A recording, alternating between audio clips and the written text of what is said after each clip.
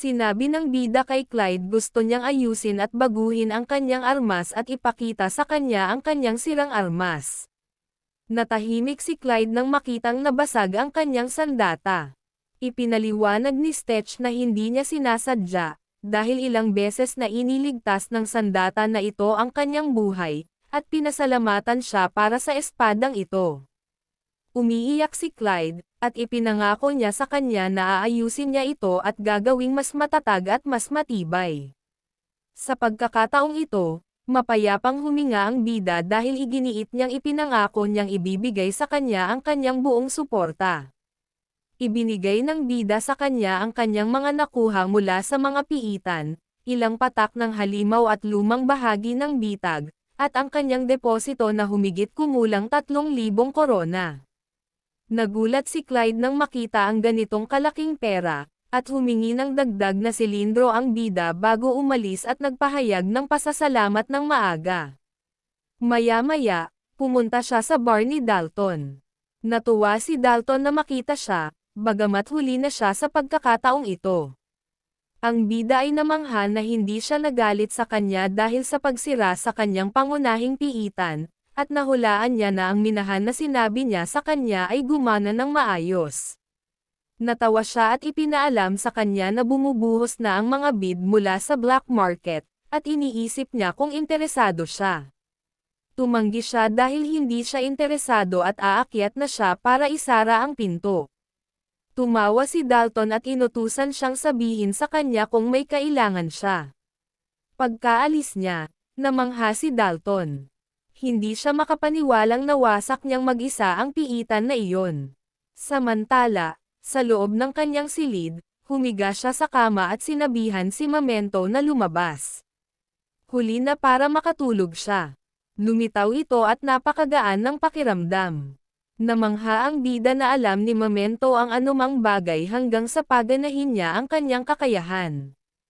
Pinagtibay niya ito dahil, noong nakilala niya siya, na-reset siya at karamihan sa kanyang mga kakayahan ay selyado. Pagkatapos ay may isang bagay na napagtanto niya kagabi, na ang air bullet ay isang pangunahing spell na walang puno ng ebolusyon. Ngunit nagbago ang kanyang kakayahan. Nagkaroon ito ng bagong anyo habang ito ay naging mga pagsabog ng hangin, na nangangahulugang mahusay siyang nakatuon sa kanyang mga pangangailangan. Ngunit ito ay isang mahabang pagpapaliwanag, dahil wala rin siyang alam tungkol sa kanyang mga kakayahan sa hinaharap. At hindi ito mukhang ebolusyon, dahil iba ang hitsura nito. Ang Memento ay galit na binigkas gayunpaman, malalaman niya kung paano gamitin ito kapag na-unlock niya ang kasanayan. Mahirap ipaliwanag, pero parang bigla niyang naalala ang mga bagay mula noon.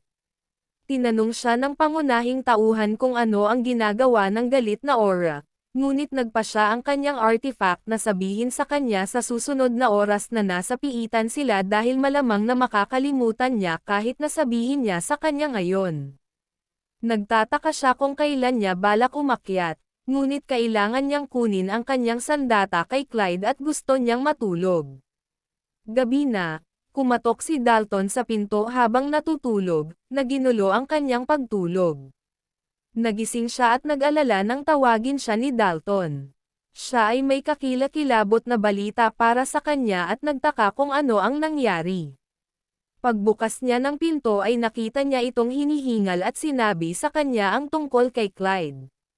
Nang marinig niyang may nangyari sa kanya, dali-dali siyang lumabas at tinanong kung nasaan siya. Laking gulat niya nang makitang nakahiga si Clyde, nasugatan siya ng husto, at iniisip kung ano ang nangyari sa kanya. Humingi siya ng pangalawang paliwanag at tinanong si Ash kung dinala niya ang sinabi niya sa kanya, at pinatunayan ni Ash. Ipinaliwanag niya na natagpuan siya ng isa sa kanyang mga customer sa isang eskinita at dinala siya doon. Binuksan ni Dalton ang bote ng kakaibang alak at ibinuhos ito kay Clyde, na ikinaalarma ni Stitch, at galit na galit niyang sinubukang pigilan siya sa pag-iisip kung ano ang ginagawa niya sa isang nasugatan na tao. Pagkatapos niyang ibuhos ang likido sa kanyang mukha, lahat ng mga sugat at galos ay nawala, At si Stitch ay namangha nang makita kung gaano epektibo ang likido na iyon at tinanong kung magkano ang mga presyo nito. Bagamat hindi ito mura, alam ni Dalton na ito na ang tamang oras para gamitin ito, at hindi na siya magkakaroon ng isa pang pagkakataon. Nakatitig ito sa kanya, at hindi nagtagal ay nagising siya at inisip kung nasaan siya. Nagtanong ang bida kung sino ang gumawa nito sa kanya. Hindi siya sigurado, ngunit ang mga umatake na iyon ay malamang na may kaugnayan sa gang ni Derek. Naisip niya na isa sa mga tumalon sa kanya ay bahagi ng kanyang barkada. Galit na galit ang lahat nang marinig na muli siyang inatake ng gang na ito, at parang kirot sa kanilang leeg. Nagtaka ang bida kung sino si Derek. Sinabi ni Dalton na mga idiot at istorbo ang mga iyon. Iniwan nila siyang mag-isa dahil hindi siya nagdudulot sa kanila ng anumang makabuluhang bagay. Pero once na tinuruan niya siya ng leksyon dahil nanggugulo siya sa ilang be a hero, malamang si Clyde ang pinupuntirya niya dahil doon. Ngunit may isa pang bagay, dahil narinig ni Clyde na pinag-uusapan nila si Steck nang kunin nila ang kanyang pera. Sinabi ng isa sa kanila na hindi sila masisiyahan sa kanyang pera hanggat hindi niya iniuulat ang kanyang kaibigan na may pabuya at ipinakulong siya, at gusto niyang mag-ingat siya. Nagulat ang bida ngunit sinabi sa kanya na huwag mag-alala dahil haharapin niya ito sa kanyang katapusan, kaya dapat niyang tumuon sa pag-aayos ng kanyang espada at tanungin siya kung kailangan niya ng mas maraming pera. Tumanggi si Clyde, dahil hindi na niya kailangan ng karagdagang pera dahil pabalik na siya mula sa pag-order ng mga kinakailangang pyesa.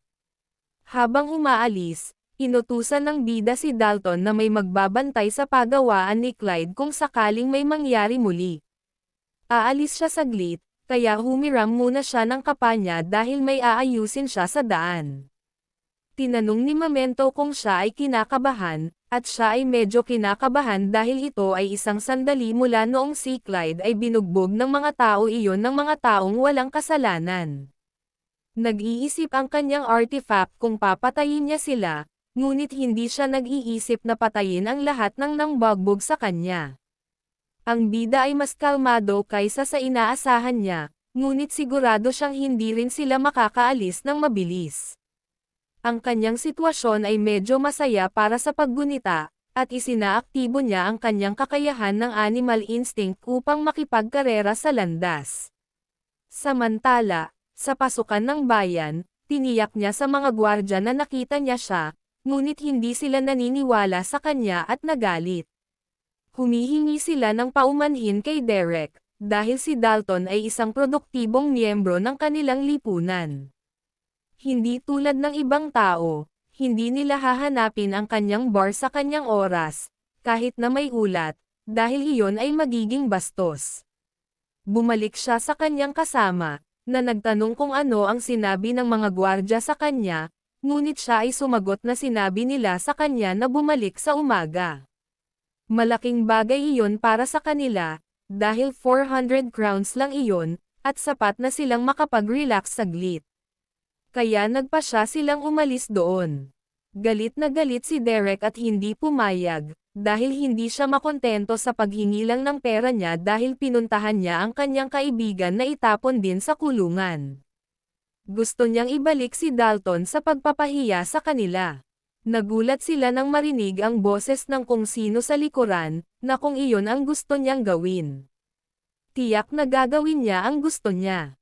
Nang tumingin sila sa kanya, nakilala nila siya bilang ang parehong lalaki na kanilang ni-report at ang isa sa kanyang kausap.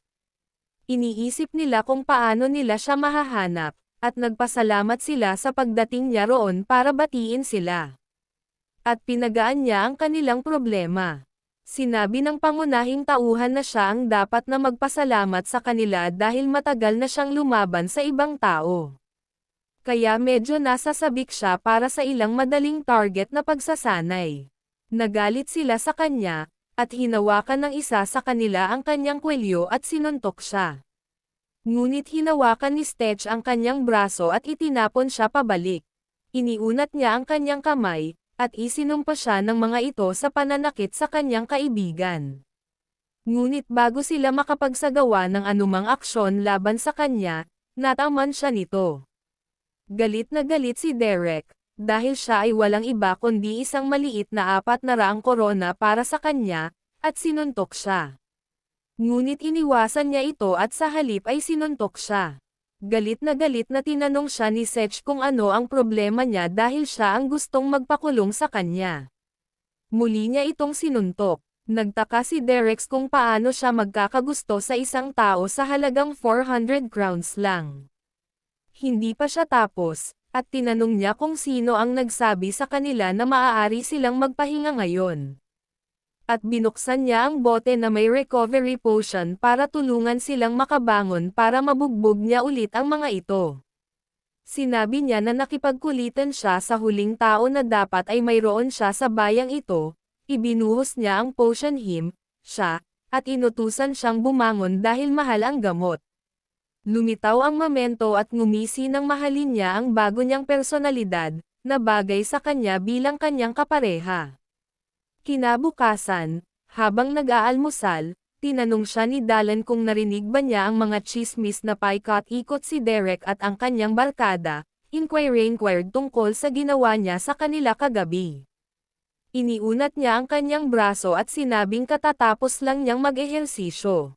Hindi nagtagal ay lumitaw si Clyde, di siya ay nasisiyahan sa kanya at tinanong kung tapos na ba siyang ayusin ang kanyang espada.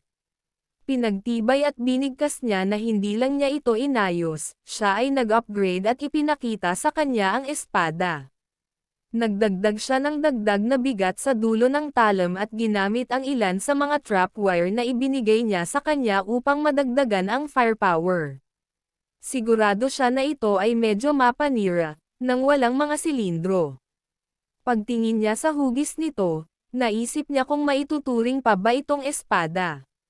Sa puntong ito, bumulong si En na hindi niya alam, ngunit malamang na hindi ito isang bagay na dadalhin ng isang eskrimador. Nais din niyang ipaalam sa kanya ang tungkol sa mga cylinder dahil ang mga ito ay ginawa mula sa isang partikular na uri ng gas na hindi siya makahanap ng sapat na mga alchemist o dwarf na gumawa sa kanila. Kaya't ang pinakamainam na magagawa niya ay ang 4 na magagamit na mga cylinder sa bayang ito, at humingi siya ng paumanhin para dito. Nabalitaan niyang hindi na siya babalik doon sa loob ng ilang oras, kaya isinulat niya ang mga sangkap kasama ng liham na ito ng sanggunian, at kung ipinakita niya ito sa isang eksperto, maaari nilang pamahalaan ito. Tiniyak sa kanya ni Dalton na aabisuhan niya ang iba pang mga sangay ng black market tungkol sa kanya, kaya hindi siya dapat magkaroon ng problema sa pag-access sa mga ito. Sinabi ni Clyde na bagay sa kanya ang mga armas, at pinasalamatan niya ang dalawa sa tulong at pagsisikap na ginawa nila para sa kanya at nangakong gagamitin ito ng maayos bago siya makaalis. Pinigilan siya ni Clyde at gusto niyang pangalanan man lang ang sandata bago siya pumunta. Nag-iisa ito sa isang uri ng sandata, kaya nakakahiya kung wala itong pangalan. Nag-isip siya sandali, at iminungkahi ni Memento ang pangalang Penetrator, kaya nagpasya siyang sumama dito. Samantala, bumalik ang prinsipe sa palasyo sa Venusia Kingdom Castle. Si Brendan at ang mga gwardya ay inutusan na pagbuksan siya ng mga tarangkahan. Nasa loob ng kwarto niya si Gerald nang may kumatok sa pintuan niya. Tinanong niya kung sino ito, ngunit laking gulat niya nang makita ang pangalawang prinsipe, si Alfred. Salamat po sa panonood.